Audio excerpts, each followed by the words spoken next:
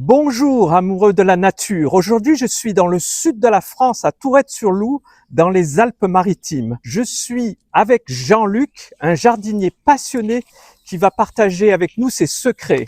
Bonjour Jean-Luc. Bonjour Eric. Jean-Luc, Oui. tes olives, tu en fais quoi? Mes olives, une fois que je les ai récoltées, je les apporte au moulin pour que ces olives soient broyées et donc récupérer de l'huile d'olive première pression à froid. En dehors des oliviers, c'est quoi ton jardin? J'ai des arbres fruitiers, cerisiers, j'ai 2 beaux figuiers, j'ai un néflier, un pommier, un amandier. Tout ça se récolte en fin d'été. Alors, mon jardin de légumes commence à partir du mois de mai. À partir du 11 mai, on appelle ça les seins de glace. Juste après les seins de glace, nous pouvons planter tout ce qui est tomates, oignons, des petites cébettes, j'ai des aubergines, surtout des courgettes, la courgette trompette qu'on appelle, la courgette de la côte pour faire les salades et pour complémenter les salades de tomates, oignons, haricots, et on récolte fin juin, début juillet. Ça reste des légumes de saison. Ton jardin, qu'est-ce que tu as d'autre? De la menthe sauvage, aussi du thym, du romarin, j'ai du romarin à foison, j'ai un gros romarin qui est pas mal aussi. Les poules, elles font quoi dans ton jardin? J'ai 2 poules pondeuses qui me font des œufs tous les jours.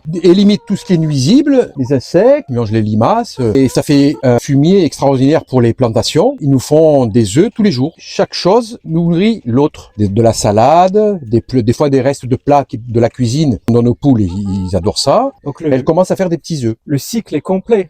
Le cycle est complet. Tu utilises le marc de café, c'est une vraie astuce. Effectivement, Eric, j'utilise le marc de café. Ça apporte de l'azote au niveau de la terre. J'en distribue un petit peu dans tous les plants.